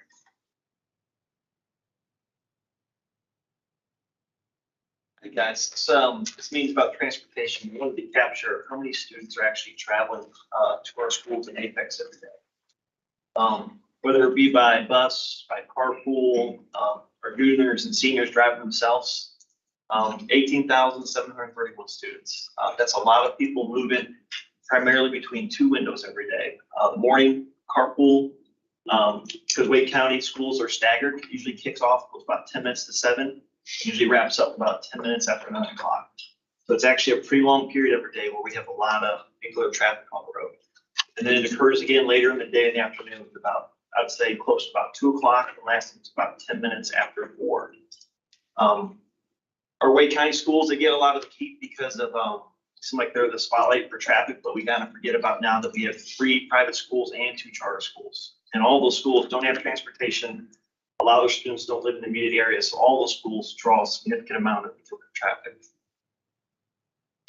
And as Josh talks about the 18,000 plus students that we have in enrollment, we need to talk about the commuter traffic that comes in, the residential areas around. You can see the photograph there in the slide. That's Knollwood. And that's been a continuous issue for a long time. To put it in perspective, my team on the traffic safety side, we're allocated 9 staff members, 5 of which are officers and 2 supervisors. So you can see where, as we get through some of these slides, it's challenging to address all these schools and the volumes that we have. And within 2 years, we should be adding about 4,000 more students. With about 2,300 kids in Felton Grove, 700 at Pleasant Plains. And once the Mexican Science Academy builds their next building on the campus, that'll be about another 700 students as well. Something I'm most proud of, and it's a long tradition in our organization, is community first and community policing and education. I think to address problems, problem solving it starts with education and engagement in the community. I like to think we do that organizationally as a whole. It's a shared responsibility, especially on the traffic safety side. Education and awareness, I think, is key to help change driver behavior. Some of the things that we do to reach our community is the Ask TSU email. It's send us an email. You got an issue or concern, you want to talk about it, you want to know a law or something. We man that, and we try to be responsive to that as well. Social media is a big platform that we use to push out traffic safety messages. That's along with actionable strategies under Division 0 philosophies. We share that. We have done that for many, many years in our organization. We're data driven, so we see where our crashes are along the high injury networks. We know what driver problems are, whether it's dealing with speed to distracted driving, failure to yield, and that gives us the idea of where are our problems and where do we need to address as an organization. Something that we also do is a traffic safety video, and that's based on our crash trends. Again, data driven. We look at what our complaint needs are. What is the community telling us? And so whether that's dealing with crosswalk safety, school zone issues, congestion, and so forth. We've got a lot of resources available to us. Again, staffing is challenging due to the population and the roadways miles that we have to patrol. But we use message boards to get that message out. We use radar trailers to seek voluntary compliance. I think that's really key. And then obviously our partnerships with transportation and planning, Watch from ENC and the Governor's Highway Safety Program, that we stay pretty active in that. I touched this briefly. We've been a member of the Watch from ENC program since 2016.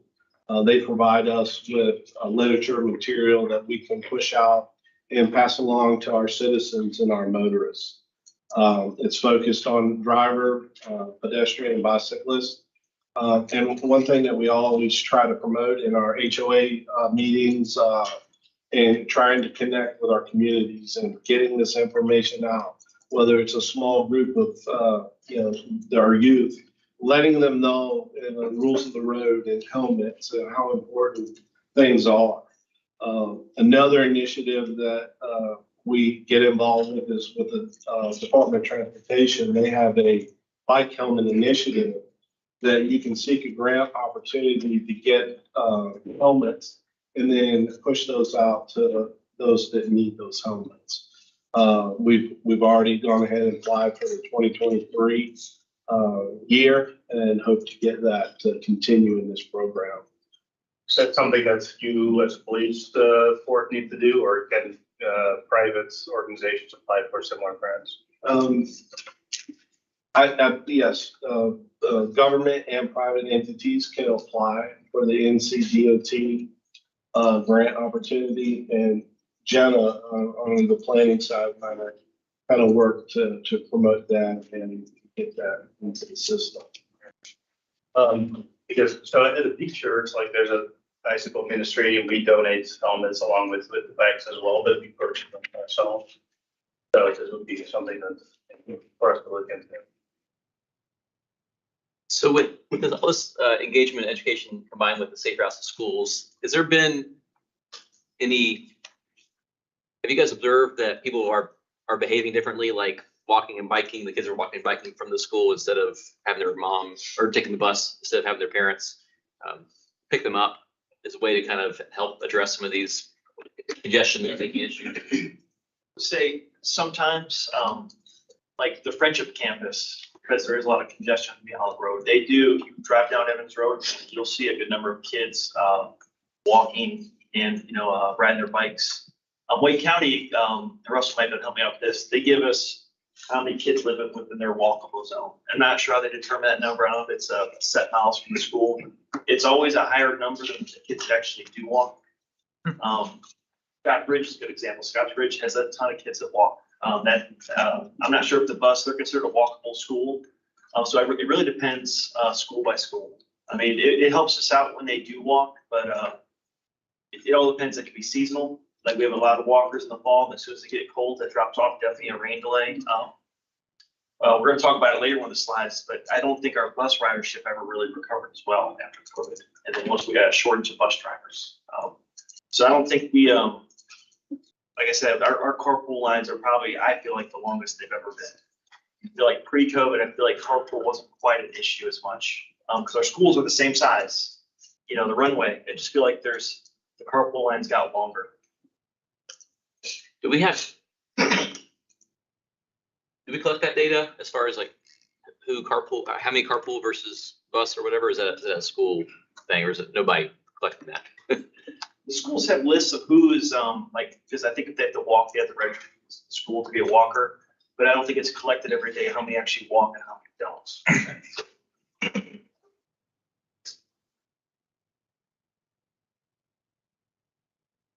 And then we can talk a little bit about, school zone enforcement and kind of some of the things that we do organizationally from the patrol operation side as well as the traffic safety unit side. Under normal operations day to day, we have officers, the zone officers, district cars that are in and around these schools frequently.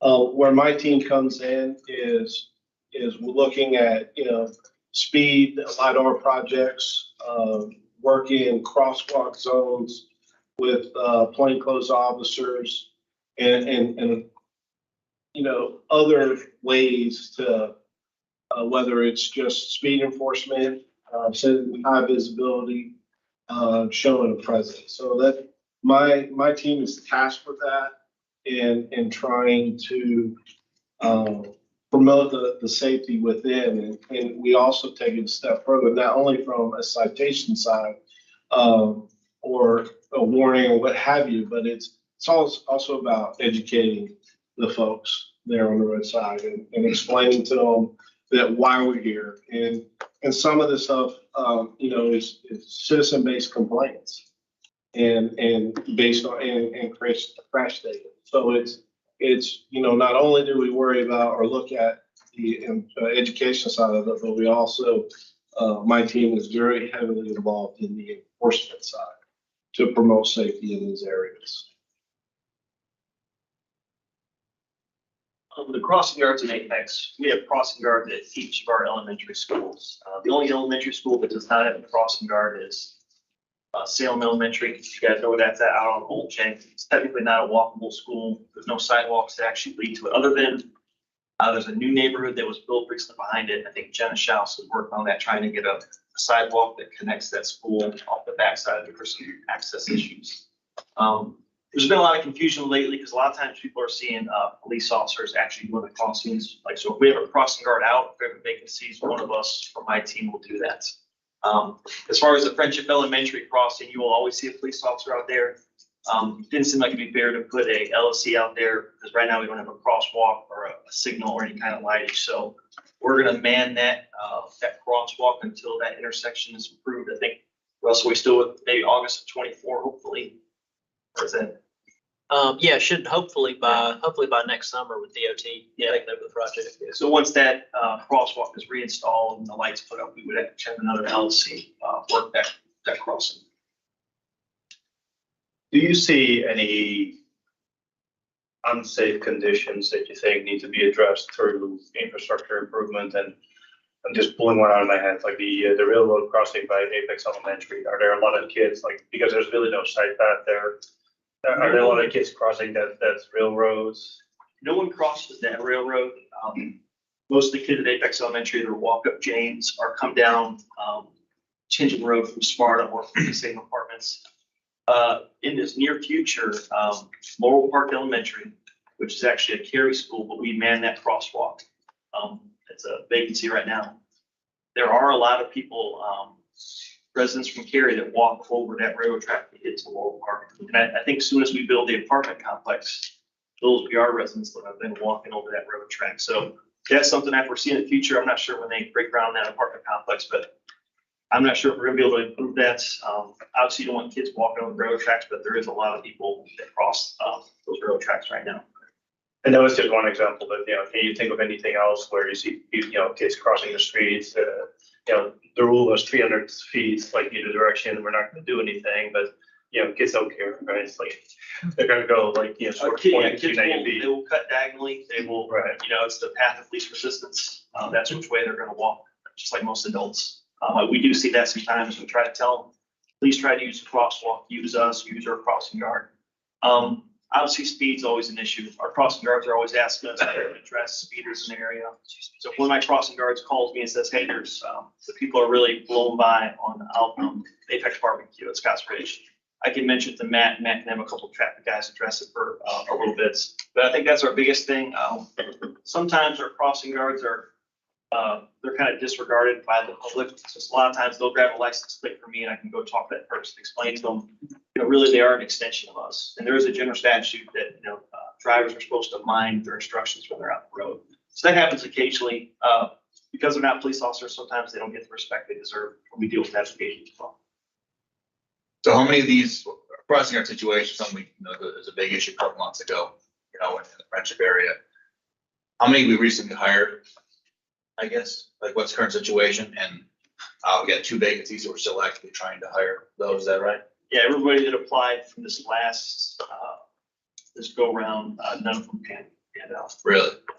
I just received an email today that we had another person apply, so we contacted them shortly. Okay, so it's really just Friendship Campus that has this one, and that's what you're saying earlier, you have an officer The there. Friendship one is the one that we handle right now. Laurel Park Elementary is vacant and one of Apex Elementary.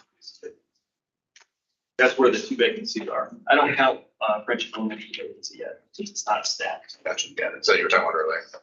And the other thing I wanted to ask you about was parent behavior when it comes down to drop offs. Something a principal had mentioned. That part of the issue we see sometimes in these areas are, particularly on Apex High and Apex Friendship. People trying to avoid carpool lines, they'll drop off their kids in the middle of nowhere, they'll be running over. Yeah. Can you speak to that a bit about how much of an issue that is and what kind of strategies can we do? I'd say it's been a pretty consistent problem at Apex for probably as long as Apex High has been there. Knollwood, for instance, Knollwood's have always had kids parking over there. We try to address it with enforcement, but as long as that they see us, they abide by it. But as soon as we leave there and go somewhere else, they go right back to it. We try to put out as much messaging as we can to the principal. The principal send out an email to the parents, hey, please use designated drop-offs. Try to be, as a school, let's be good neighbors to our surrounding neighborhoods. I don't know if it's been successful. I think our parents are still going to do what they feel will get them out of there the quickest and the fastest. And just to talk a little bit more, we put our equipment in there as far as message boards. So when we're not there, we're still trying to get that message. And we hit that first when the school year starts. And then, as Josh was saying, we work with the school administration to do that. And it's been where my team's been on the sidewalk and have to address it and try to promote using the drop-off. But it's a challenge.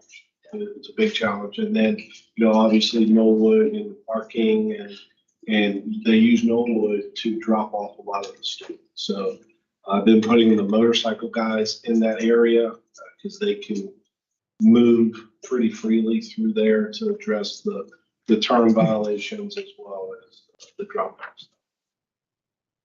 Are there drop-off areas in schools that are like off the campus, like the official ones? Like I was thinking. So wait, careful.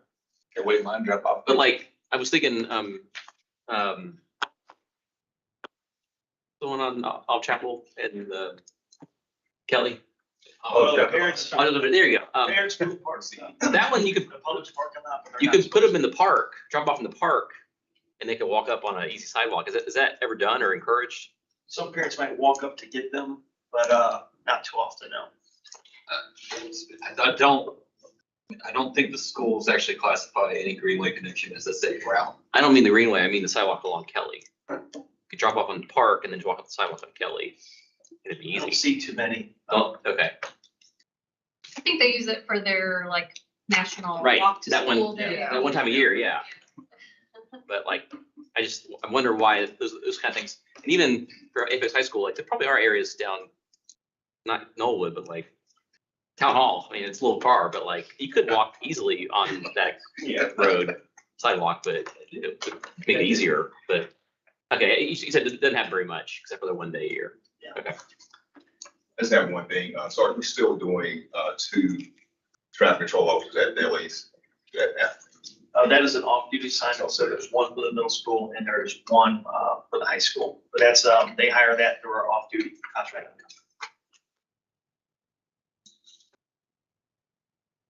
Going back to carpool concerns, like I was talking about, alluded to earlier, it just seems like lately the congestion's been much thicker in the last couple of years.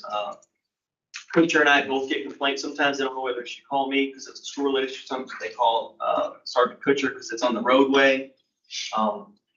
We try to make as many, like right now, we're working with Olive Chapel and trying to find ways to help minimize, to try to clean up some of that traffic that's at the Kelly Road Olive Chapel intersection.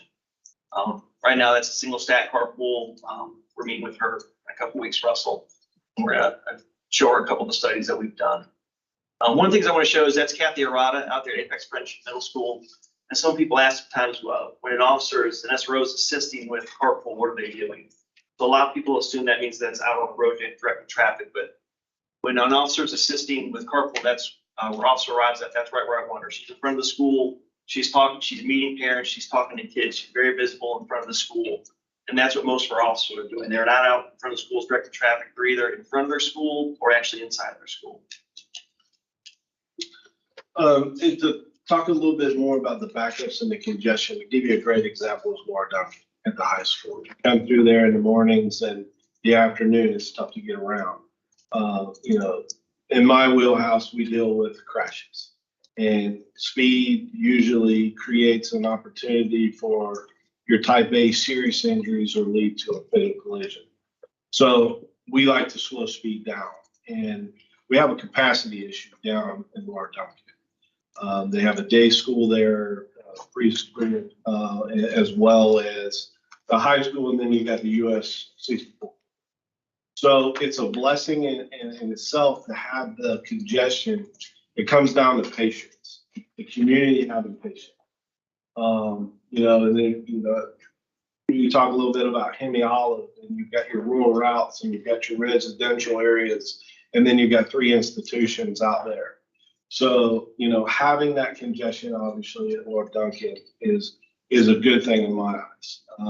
We deal with a lot of the complaint stuff and, through the town's Cognito form system, I look at that weekly and daily.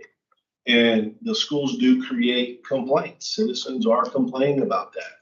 And my team is responsible for dealing with and resolving those problems to the best that we can. We can't solve everything. We're always going to have someone speeding or someone not paying attention, distracted driving and so on. So, it comes down to staffing and be able to put putting staff out into these areas. The traffic assessment stuff, Russell kind of talked about it a little bit about the speed studies, and my team and his team and planning, we're connected. We're always talking, we're always looking at things to make things safer. That's our plan. And I think the partnership has worked out really well.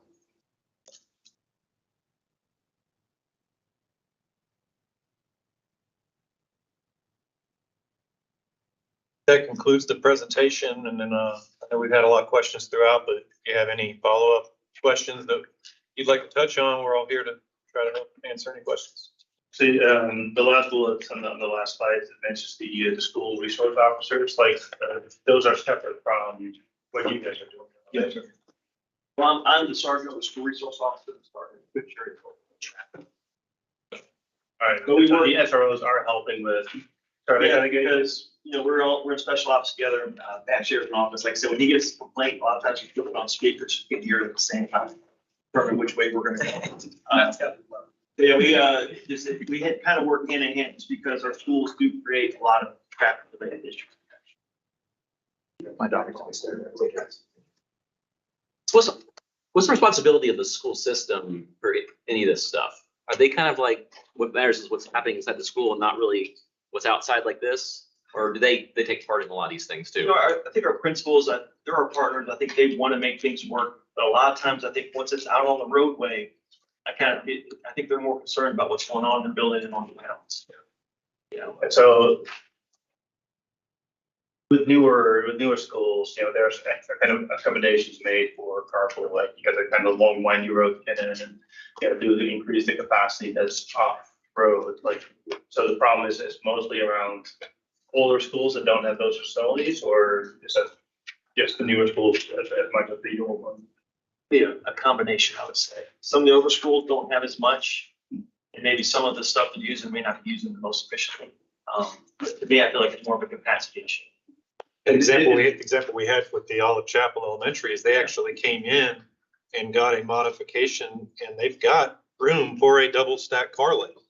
And that was the purpose of that site plan approval, but it's not being used. It went back to single stack. And so you've got an empty lane all the way in that's not getting used, and that's what's causing that backup.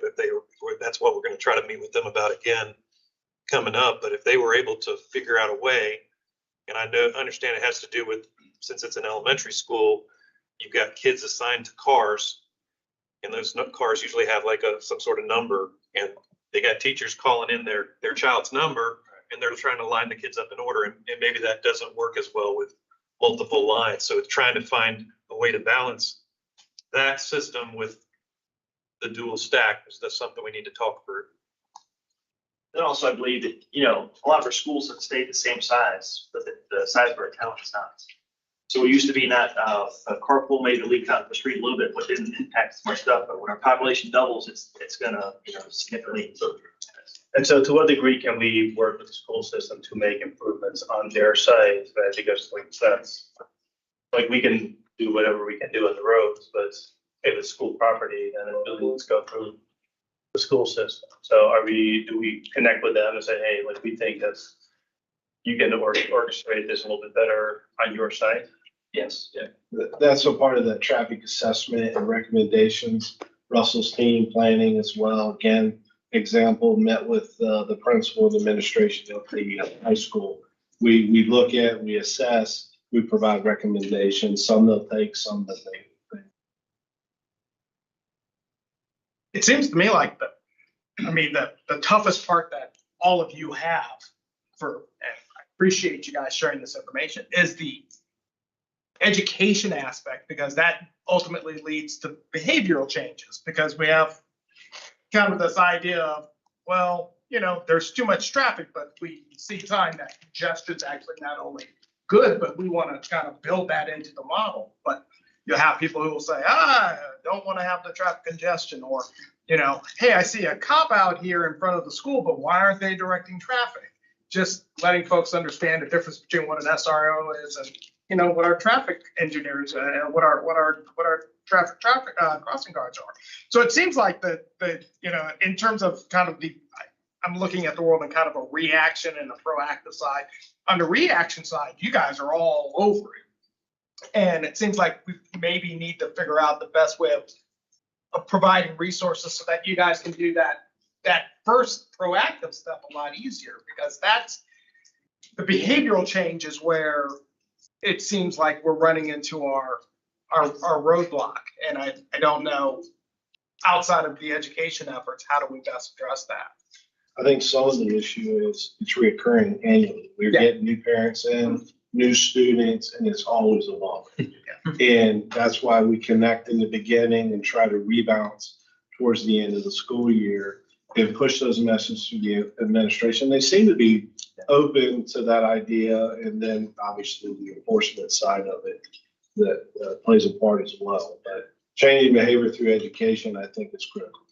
To what degree is school bus driver resources a challenge? Like, so are we seeing more parents choosing carpool because the bus takes too long, right? Or are we seeing more people taking, going for carpool because, oh, my poor baby, like I don't want to sit in the bus for 15 minutes, right? So like, is the bus capacity leading to the carpool issues that we're seeing?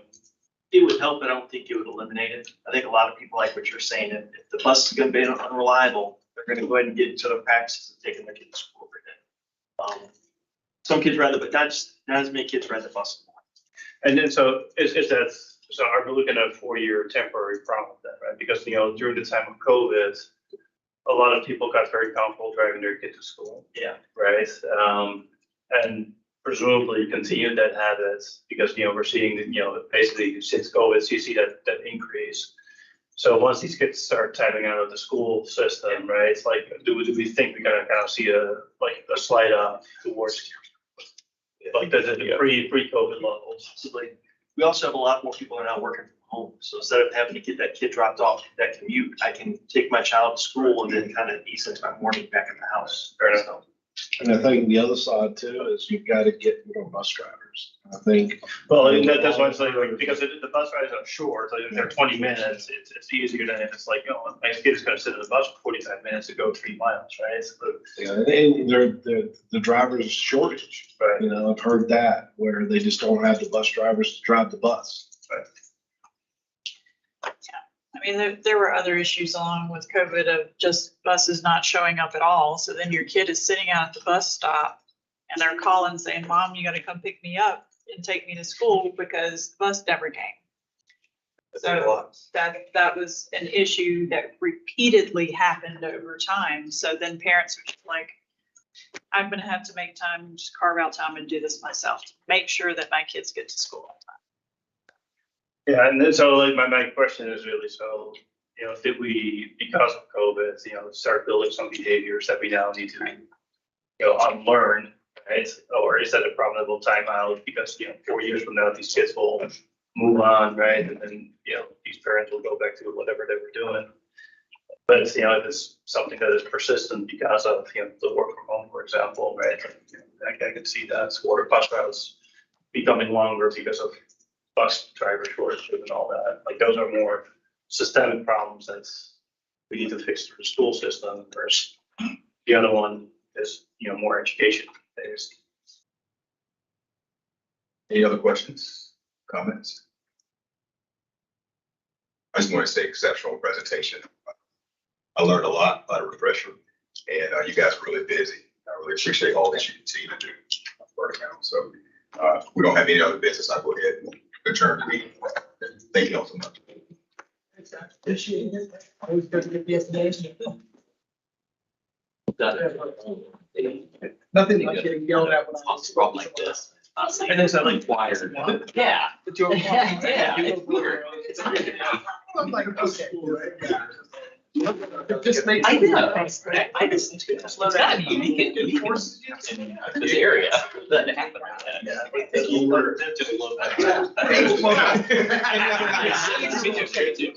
frustrating. It doesn't make sense that they get the